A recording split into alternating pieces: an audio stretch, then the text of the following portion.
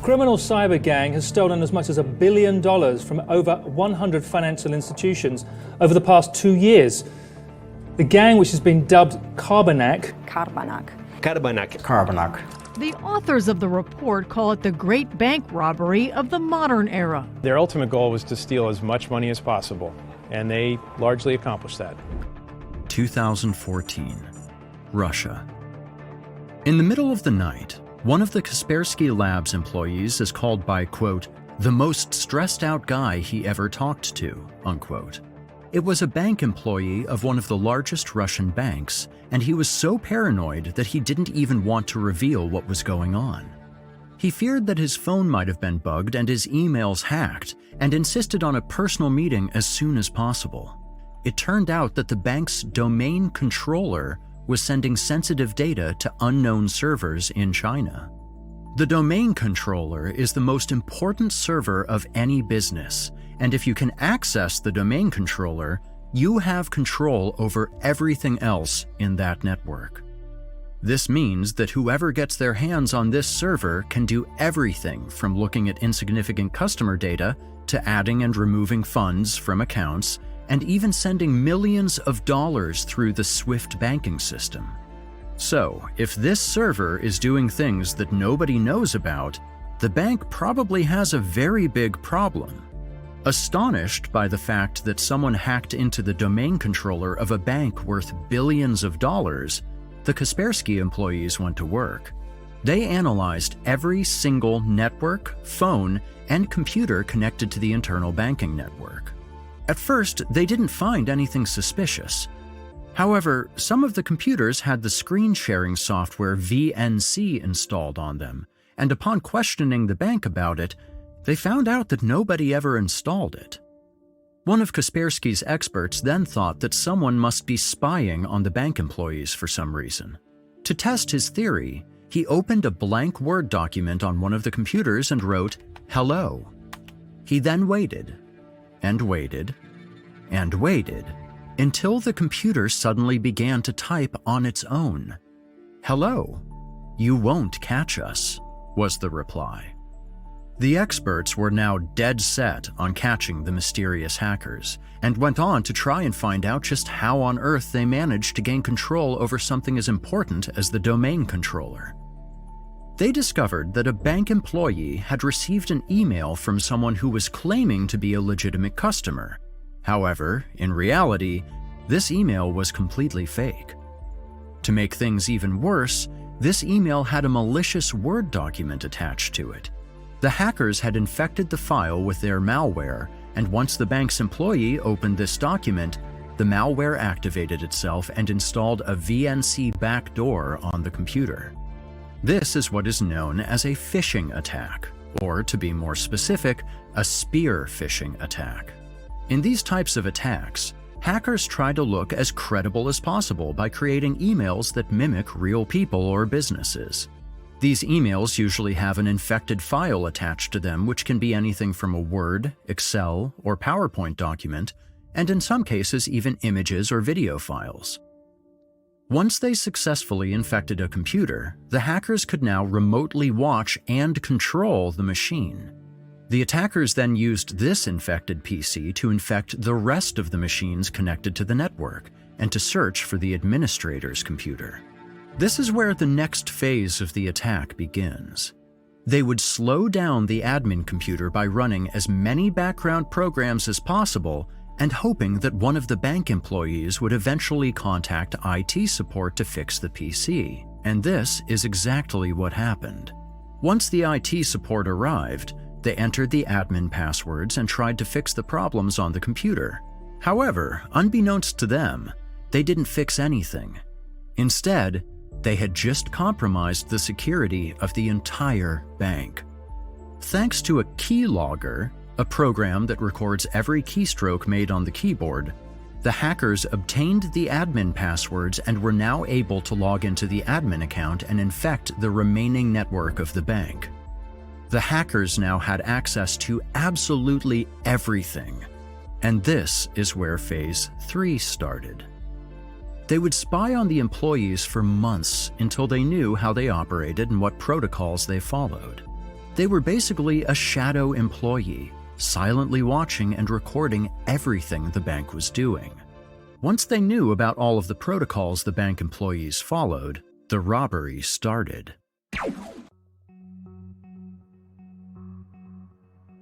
First of all, they would impersonate high-ranking banking employees and manually send massive amounts of money to their accounts via the international banking system known as SWIFT.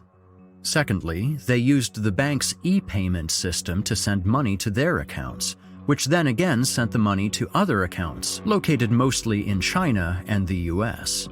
These accounts were then emptied by the henchmen of the group, which are known as money mules. The next method was akin to the stuff of Hollywood movies.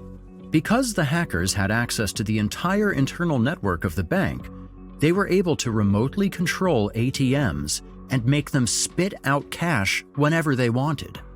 These ATMs were usually in remote places, and the money was once again collected by money mules. These methods were pretty amazing, but it was the last procedure that was the most interesting one. They would take accounts that had small amounts of money in them, inflate them, and then pocket the difference. However, this is where they messed up for the first time. They accidentally inflated the account of an elderly Russian man who only had 34 rubles in his account when he went to bed. The next morning, he had over 10 million rubles in the same account. Luckily for the hackers, the bank thought they had made a mistake and no investigation was started. Even though the experts knew exactly how the hackers infected the bank, they were not able to find any traces that would lead them to the stolen $9 million, and the case was eventually put on hold. A few weeks later, Eugene Kaspersky, the CEO of Kaspersky Labs, traveled to a cybersecurity conference in Singapore.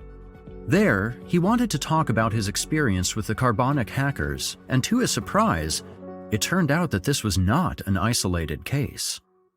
Europol, the European Union's law enforcement agency, had also registered a few of these attacks on European banks.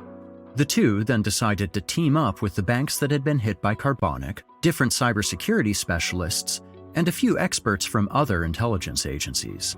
The group then formed the Joint Cybercrime Action Task Force, also known as JCAT, and started to pour resources into hunting the mysterious carbonic group. At first, they didn't find any clues about the hackers until one of the Kaspersky Labs employees found a tiny mistake in the carbonic code. This mistake enabled the experts to send a request to the carbonic command and control server. In basic terms, if they sent a very specific message to this server, they would receive a very specific answer. However, there was one problem. They had to send this request to the carbonic command and control server and not any other server. But nobody knew the physical nor the digital address of this carbonic server. This meant that the Kaspersky team had to literally scan the entire internet and send this request to every single server connected to the web, hoping that one of the servers would eventually answer them with the message they were looking for. After 2 days, they got exactly what they wanted. The carbonic command and control server answered their request, and as a result of this, the experts were able to find it. The server was located in the country with the best IT infrastructure in Europe and the second best connected country in the world, the Netherlands. The Dutch police quickly managed to get their hands on the server and invited the experts to investigate it.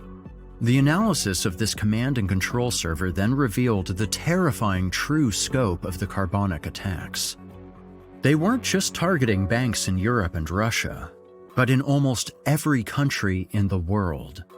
From China, Bangladesh, India, and other Asian countries to Africa, and even the USA. The U.S. is under cyber attack as federal officials warn that a likely Russian-based hack has penetrated deep into U.S. national security infrastructure. The breach is widespread, and there are growing concerns tonight about what may come next. Without anyone noticing, the carbonic group had been infiltrating hundreds of financial institutions and stolen over $700 million. After this incident, the investigation got a lot more serious. The JCAT task force began to cooperate with other intelligence agencies that were also searching for the same criminals. These included organizations such as the FBI, CIA, Romanian, Russian, and Moldovan intelligence agencies, and many more. As the experts got closer to the Carbonic group, they suddenly disappeared. The hackers went silent for a few months, only to return and commit the biggest mistake of their hacking careers. Taiwan, 2016. The cybercrime group was back to business as usual, but two of the money mules were inexperienced and would cause a massive problem for the Carbonic group. While they were retrieving money from some hacked ATMs, an unsuspecting local Taiwanese resident approached the bank to also get some money. As the resident approached, the two money mules got so nervous that they left as quickly as possible and forgot a stack of 60,000 NT dollars in the ATM. Surprised about the strange behavior of the two men, combined with the fact that they left a decent amount of money behind, the resident decided to alert the police. The Taiwanese police then watched the CCTV footage of the ATMs and immediately realized that something was off. They acted incredibly quickly, and before the criminals knew it, the incident was all over the news. The first bank reported that over 70 million NT dollars was withdrawn illegally. The withdrawals were made in both Taipei and Taichung across 34 ATMs and 20. To make matters even worse, the police had over 500 officers going through all of the CCTV footage they could, and they eventually tracked down the address of the two men. The competence and unbelievably quick actions of the Taiwanese police then led to the identification of 22 suspects. Most of them were Russians, and the rest were from Eastern Europe. The Carbonic group was now in big trouble, and even though 19 of the 22 suspects had already escaped Taiwan, 3 were still there, alone, in a country that was hunting them and with millions of dollars in cash. One of the remaining suspects was a Latvian man known as Andreas Perigudovs. He was the alleged leader of the operation, and after he saw his face on national TV, he quickly decided to cut his ties with the money. He went to a mountainous area near Donghu Park in Taipei, hid 2 bags full of cash, and proceeded to travel to the Yilan province. The other 2 remaining members of the gang were still in Taipei and decided to store their part of the stolen money in the luggage lockers at the Taipei train station. Only a few hours later, 2 men arrived from Eastern Europe, picked up the luggage, and calmly went back to their hotel. What they didn't know is that hundreds of police officers were watching them through the Taiwanese CCTV camera network. Once they arrived at the hotel and left their luggage in their room, they went to have brunch in the hotel's restaurant. This is where the police finally took action and arrested the 2 men. In a perfectly coordinated operation, the police also captured Andreas Perigudovs on the same day. The Taiwanese police had done what nobody else could, and even though the arrested men were only henchmen that didn't know much about the Carbonic group's leaders, the Taiwanese authorities managed to make the first arrest in the Carbonic case. This is where the manhunt for the leaders of the group begins.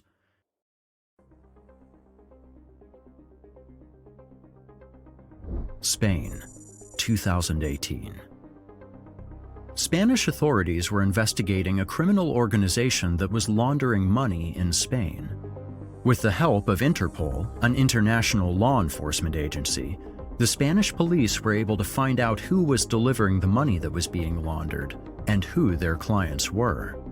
Through sheer coincidence, they discovered that one of the clients of the money laundering criminals was a Ukrainian computer specialist known as Dennis K. After thoroughly investigating this man, it was revealed that he had links to the Russian and Moldovan mafia and that he had coordinated several cyber attacks for them.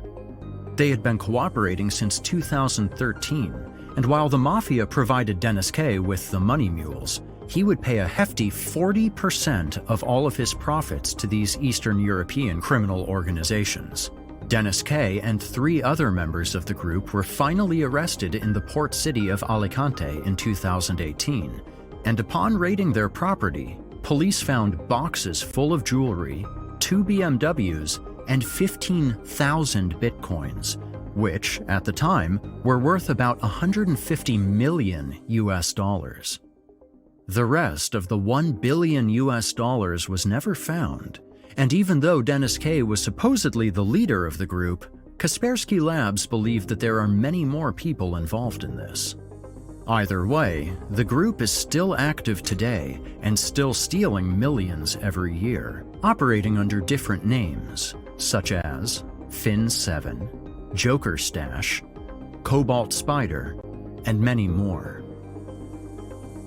If you enjoy this video, please leave a like and subscribe. Also, let us know what you think about the Carbonic Group.